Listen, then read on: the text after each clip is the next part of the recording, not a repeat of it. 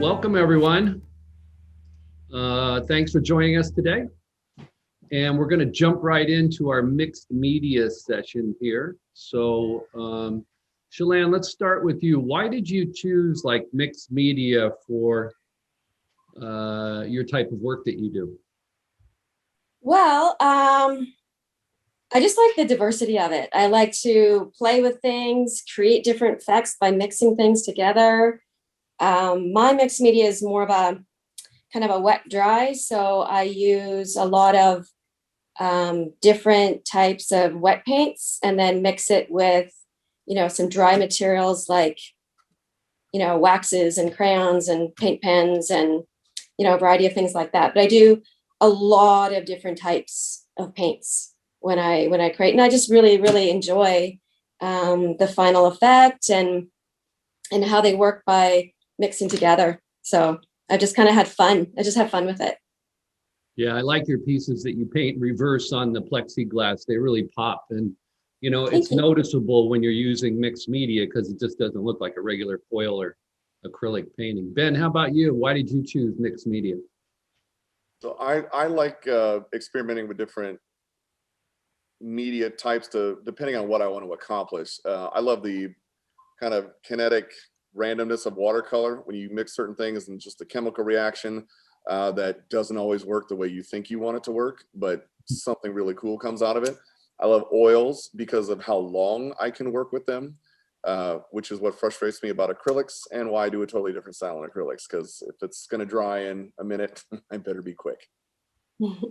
Yeah, I know. And with watercolors, you really can't make too many mistakes or it just turns black, right? Yeah, it's you start to learn real quick. You can only keep the paper wet for so long and pretty much it all just becomes one color. Yeah. Angela, how about you? I can see a piece behind you that looks like it's got some different mediums in it. Yes, I've been using a lot of materials for many, many years. Well, because it's not hard for me to throw things away because I always say, I'm going to use it sometime. Oh, I will give it away. So, but that usually doesn't happen. So anyways, the paint itself, I don't use any mediums to make the paint thicker. I use the paint itself. So I spend a lot of paint because I like it. The final effect is different. The color changes. And, but still for me, look like flat, you see? So I incorporated different elements, anything, paper. Instead of throwing it away, I will save it. Metal that is rusted from my mother's house. I don't throw anything. Not hardly, but not hardly everything. But I keep a lot of stuff. Wood, plastic, anything. Especially, I was working between 2018 and 2019 on this very big exhibition in Oaxaca, and it was called Abundance. As a matter of fact, some of the pieces I showed in San Diego show in 2018, if you can remember. So that was called Abundance. So it's like garbage in wherever you go, there's garbage. The music, all the signs on the streets, the garbage that you throw away. Sometimes the words that we use are nonsense. It doesn't have any feeling. So I thought, well, how am I gonna say? I'm not gonna say garbage. I will say abundance of things that we don't really need, and let's try to do something useful to them and create conscience to people that can see it and will ask why. So that's the reason. And the one behind me, it's a big piece that it's finished, but I just need to work on the dress a little bit because it was, that's gonna be for a competition. So that's about 100 feet or inches, right? Yeah. So that one is, somebody gave me this big mannequin and that particular triennale that is gonna be here in Tijuana The first prize will be $50,000. The second, the third will be like I will say like 15,000. Not, I mean, not too bad. But the point of that triennale, and that's where I'm trying to tell you why it's getting so important now. The mixed media and the 3D, I think is relevant. Please tell me if I'm talking too much, please. No, that was a good explanation.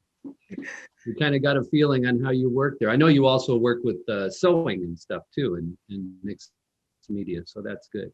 Yeah, it kind of jumps into our next question. I think the reason we love mixed media so much is because it's so unique to each individual artist. So I'm sure everyone wants to know a little bit about your construction process. So Angela, I guess we'll start with you on how you construct your pieces. Okay, well, the construction goes first from a theme. It's a concept. Because in order to submit paintings to I'm going to say important gallery, or a museum, you have to come up with a good concept first. And then after the concept and the investigation or whatever, it takes a long time. And that's the hardest part for me. That's the hardest, because it has to be something ingenious, something to do with contemporary art, what's going on in the world today, not killing people, or we're tired of that. We have to come up with a concept and try to look from the negative side, according to my perspective, put it into the positive side. Okay, what are we gonna do about it? So usually most of my work is based on that concept and those concepts. And then the one behind me with the mannequin talks about fashion. That I was I'm gonna enter it in I entered and I was how do you say that? I was approved to be shown in Secut. So I'm just waiting for the big prize. That's what I'm waiting for. At least so that one, it's because fashion is the number 2 contamination thing that we have in the world. Number 2, second place, worldwide. So I did that on the pandemic, and I thought with the pandemic, everybody's in the house. Nobody's gonna go and buy things. Oh, my concept is not work. It's not gonna work anymore. And then I started to investigate again, and guess what? It went up the sky, buying on internet. Yeah. Second place, contaminated. Great. First one is China, the second one in the United States. But considering that United States is this big and China is this big, guess who has the first place? United States. So it's interesting. So that is interesting. I liked how you think of a theme and then it constructs from there. That's pretty good. Yes. How about you, Ben? So I go from concept, like the idea, you gotta have a story behind the piece, similar, and then getting concept sketches. So when I'm doing stuff for, say, the Chuck Jones galleries, for one, I love working with the Looney Tunes because I grew up watching those. I still watch those as an adult, and they still are just as funny. But it's got to come into some line of what, right? Yeah, I think we all like. There's still favorites that we have.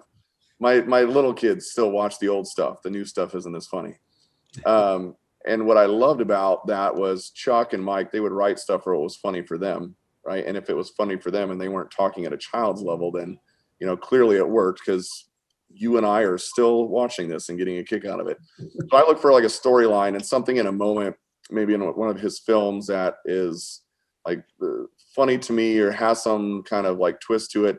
And I'll submit my concept sketches. I'll either get notes or I will get rejected on that sketch, or I will get approved. And then from there, I go to paint.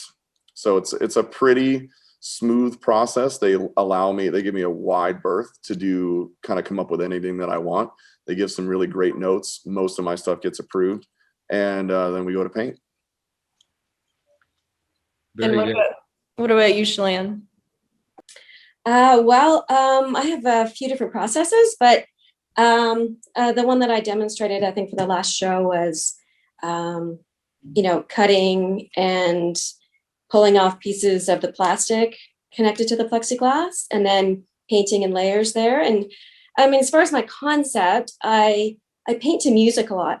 So a lot of my paintings will have something connected to music or an experience or, kind of an emotional experience that I've had in my life. So that's how I come up with concept. And then I generally just start, painting and playing with different materials. And talking about watercolor earlier, when I work on plexi, I can use watercolor, I can let it dry, and then I can re-wet it.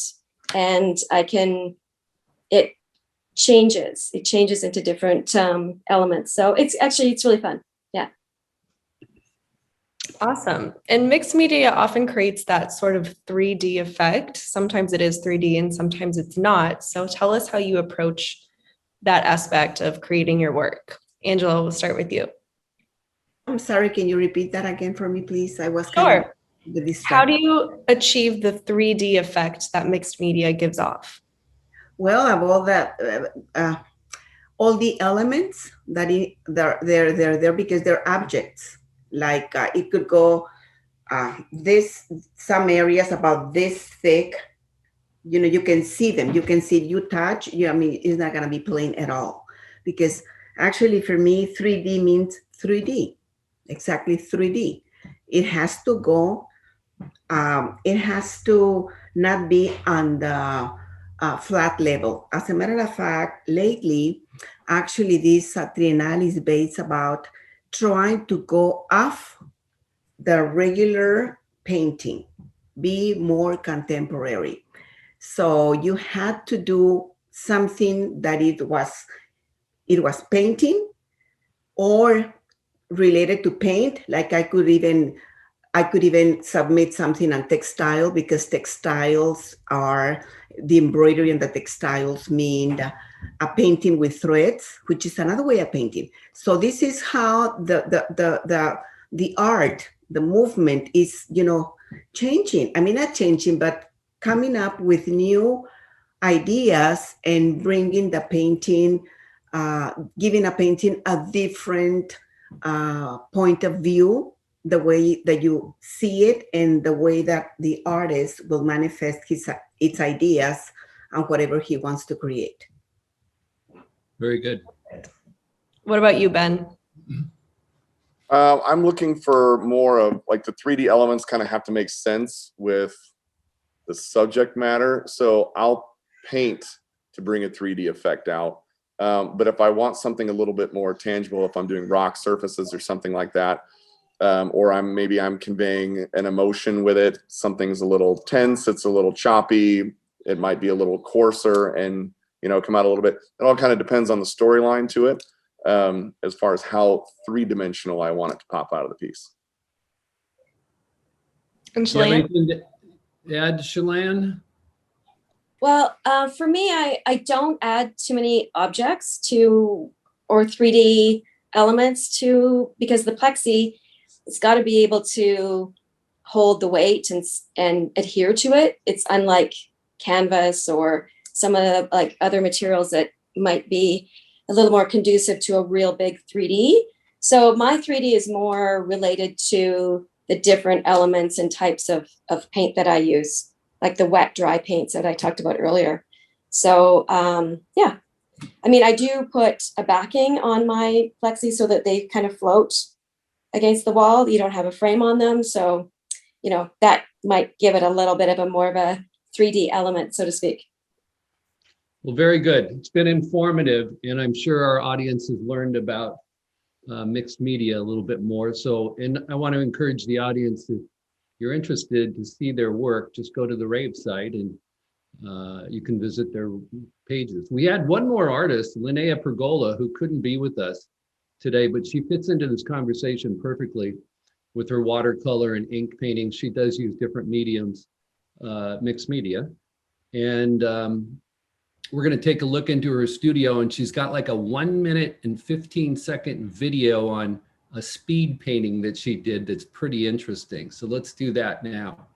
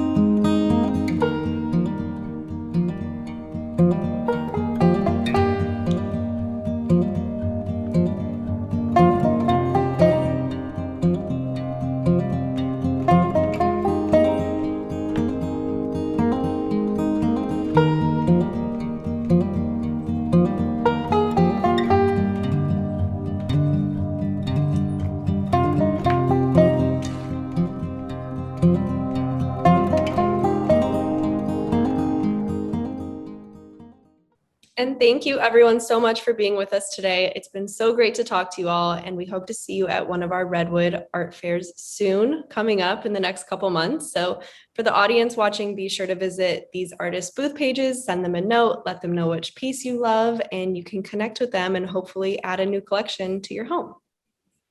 Thank you, guys. Oh, Thank Bye-bye. you all. You're doing a great job. Thank you, artists. Thank you so much. Thank you for having me.